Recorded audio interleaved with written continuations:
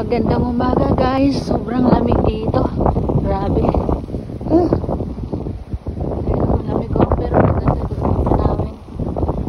Walang nakadaong barko ngayon. Sa backyard. Guys. Ganda ng tanawin dito guys. Ay, sobrang lamig.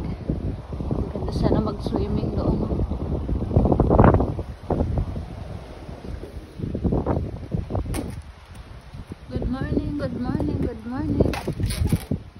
Good morning dyan sa lahat ng mga kaibigan ko, mga classmates, mga